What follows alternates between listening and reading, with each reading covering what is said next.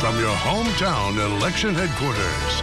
This is a special edition of Q6 Local News. And KHQ is your hometown election headquarters tonight. We are live for Election Day across America. After months on the campaign trail and millions of dollars spent, it all comes down to tonight. Good evening to you. I'm Dan Kleckner. We're glad you're here. I'm Stephanie Vigil. The race for the 5th congressional district between incumbent Cathy McMorris Rodgers and Lisa Brown has set records and could very well decide who has control over the House of Representatives. But with so much at stake, we should be talking policy. Instead, we are talking police. Yeah, that's right. Crime on the campaign trail. KHQ's Joe McHale joins us now. Joe, what happened? Well, Dan and Steph, this is what staffers for Lisa Brown's campaign showed up to at their elections headquarters this morning. The doorknobs had super glue in them, keeping them from getting inside. Here's another look at one of the doorknobs. You can see it would be impossible to use a key. When I arrived on scene at the office located on East Sprague, a locksmith was already there and had replaced the damaged doorknobs. Staff with Lisa Brown's campaign say it was more of an inconvenience than anything else. They're not exactly sure who did it and don't have any surveillance video, but say it was likely a ploy to intimidate voters. I did speak with a spokesman for Cathy McMorris Rodgers' campaign, Jared Powell. He released the following statement, quote, "It's very disappointing to see the level of vandalism and divisiveness this campaign year, which our campaign has also weathered. Cathy and our team continue to work to bridge divides and bring people in our community together and condemn these acts which have no place in Eastern Washington politics," end quote. Lisa Brown's campaign says they did file a crime check report, but say today's focus was on to get out and get people to vote. In the newsroom tonight, I'm Joe McHale, KHQ Local News. All right, Joe, thank you. And we've spent months discussing the issues, examining the ads, interviewing the candidates ahead of the election. Well, Spokesman-Review reporter Kip Hill joins us now with a look at the national implications of the race in the 5th congressional district. Kip? But clearly, Lisa Brown's put up a fight that we haven't seen from a Democrat against Cathy McMorris Rodgers in really since she was elected since 2004. We're talking both in terms of money, in terms of interest, in terms of votes that we saw in the primary. So really these two candidates have known that they're going to go against each other since the time Lisa Brown announced in August that she was going to be running for that seat as a Democrat. We saw a lot of other Democrats get out of the race after that because of her sort of stature. So we've had two known commodities here. They spent a lot of money. They've run a lot of ads. They've been out the last couple of weeks knocking on a lot of doors and drumming up support. So I think we're obviously seeing significant interest in this race in terms of you could say these early ballot returns are indicative of people want to vote in this race. They've known who they've wanted to vote for a while. It's really just been about getting out for each of these candidates the people that will support them at the polls. All right, Kip, thank you. Well, for those who have not voted yet, it is crunch time. You have less than 3 hours now to get that ballot in, but where should you take your ballot, and what if you lost your ballot? For how to get a replacement, let's go live to KHQ's Stephanie Stevenson. Steph? That's right. If you're in a hurry to get your vote in, just take 2 seconds to read on the mailbox when their last pickup call was. Here in downtown Spokane, this one is posted at 3:30, but all around town they have last pickup times of when the last time to get your vote in was. So if you're nervous about that, go to the elections office because that's open until 8 o'clock. It looks just like this one here, except they're white. Here's the locations around Spokane where you can still drop off your ballot as long as it's by 8 o'clock. The Elections Office, STA Transit Plaza, North Spokane Library, Spokane South Hill Library, Center Place Event Center, and the Cheney Library. And I spoke with tons of people today who were excited to get their votes in. My daughter is a senior right now at Cheney High School, and the type of conversations that they're having at school are great. She's learning about different people's viewpoints. She doesn't agree with them, but she's also learning how to formalize her viewpoint and better express it too. If you're registered to vote and lost your ballot, don't worry, there's still a way you can vote. Go to myvote.gov and sign in, then click on My Ballot. Select General Election, choose what kind of voter you are, choose if you want to mark it by hand or select your choices online, then press Print. So once again, as long as you get it in by 8 o'clock, your vote will still count. Live in Spokane, I'm Stephanie Stevenson, KHQ Local News. All right, thank you. And that's where you can go to drop off your vote. So now let's take you to where your vote is being counted. KHQ's Kevin Kim joins us live from the Spokane County Elections Office. And Kevin, we're hearing it's one of the busiest election days in recent history. Steph, you got that right. We're already seeing 57% now. That's already more than the last presidential election. And Steph, like you were talking about, all of these ballots are coming here to the Spokane County Elections Office. And I'm here with the auditor of the county, Vicki Dalton. How you doing, Vicki? We're busy. It's a busy day for you guys, huh? It is. So this is a well-oiled machine with a lot of parts, and I'm hearing 3 or 4, right? Can you kind of walk me through what happens when the ballot comes in here? Sure. Here is the really fast version. So all the ballots come through here, go to this machine. This machine sorts them, captures the images of the signature. Over there, we check the signatures, and then we take the envelopes apart, and we take the ballot out of the envelope.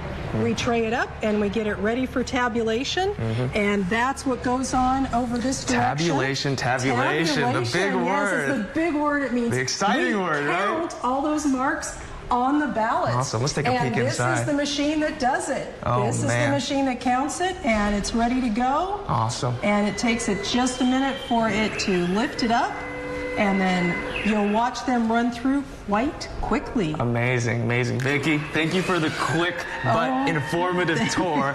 Guys, we're going to be back with you here at the tabulation office at 6. We'll have some numbers for you if we can get them to you too. But for Vicki Dalton, I'm Kevin Kim, KHQ Local News. Back to you guys in the studio. Pretty exciting stuff. All right, Kevin.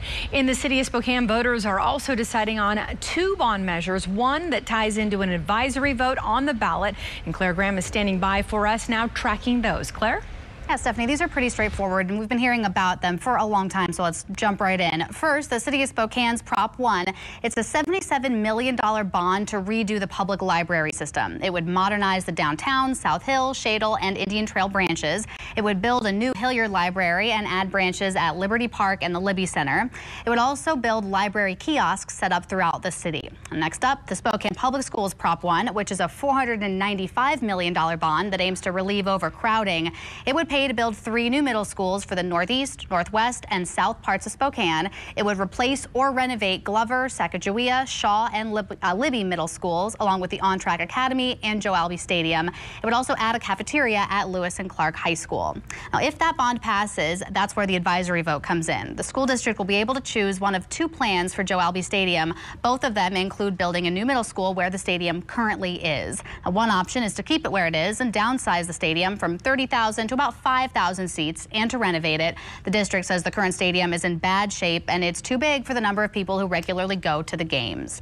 Now, the other option is to move it downtown, building a new 5,000-seat stadium near the arena. The current Joe Albi Stadium would be demolished and the city would pay to replace it with 3 soccer fields. The Public Facilities District would run games and events at the new stadium, and the city says parking will be free for high school games. Now, in order to pass, the city and school district bonds both need 60% of the vote. The advisory vote only matters if the school bond passes, and it's not even a binding decision, really just giving the district and the city a suggestion of what the people of Spokane would prefer. In the newsroom, I'm Claire Graham. Back to you guys. All right, Claire, thank you. Well, from grocery taxes and pollution fees, there are some big initiatives on the ballot here in Washington State. Spokesman-Review reporter Jim Camden joins us now. Jim, give us a rundown on some of the initiatives that have drawn really the most interest from voters this year. Well, you've got a lot of interesting things on the ballot. You've got climate change, you've got taxes, and you've got gun control. I think the one that's drawn the most attention is probably the carbon fee on fossil fuels, mainly because it's the most expensive. $30 million spent against it, about $15 million spent to try and pass it. It would put a fee on oil and gas and those fuels as everything that runs through your car and a lot of things that generate electricity and heat in your homes. And it is a complicated proposal, but it would set up programs to cut carbon pollution and possibly help to stem global warming.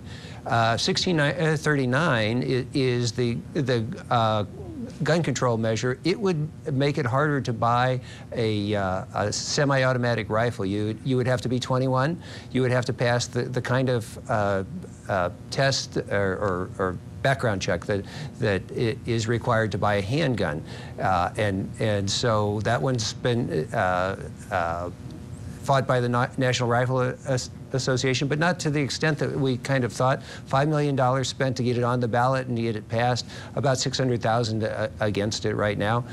There's also something on a tax on groceries or soda, and that's a really confusing one. You vote yes when you mean no on it, essentially. All right, well, you know it's going to be a busy night. Thank you again for giving us your time. We will talk throughout the evening. Thank you, Jim. Thanks.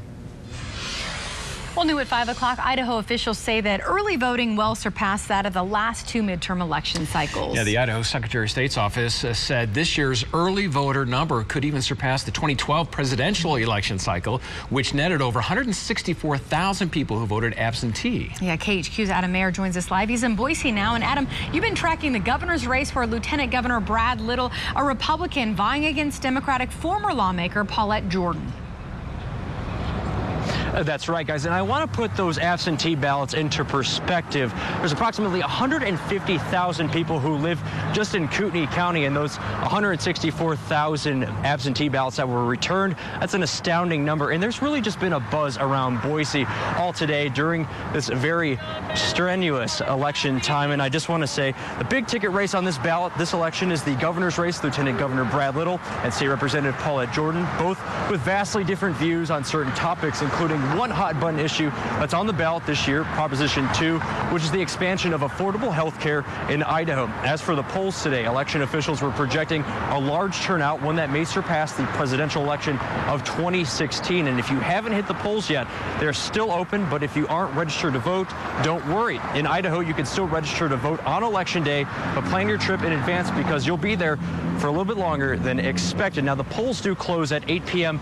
Mountain Time and 8 p.m. Pacific Time, so by the time the polls close in North Idaho, we'll start to see those early returns come through here in southern Idaho and in the Boise area. Live in Boise, Adam Mayer, KHQ Local News. All right, Adam, thank you. Whether you're watching on TV, your phone, your computer, Q6 is your hometown election headquarters. Of course we are. It's a busy night here at KHQ. It's election night. We've got the Gonzaga game, and we have KHQ Local News at 5 o'clock. The game, though, tips off at 6 o'clock here, but we're not dropping the ball when it comes to politics. Our continuous election coverage begins at the same time on KHQ.com, Facebook, and the KHQ app for your phone and Roku. Now, shortly after 8 o'clock tonight, we are expecting to get our first local results, and we'll have team coverage of national races as well. Then at 11 o'clock, it's a full recap of who won, who lost, and what's still being decided.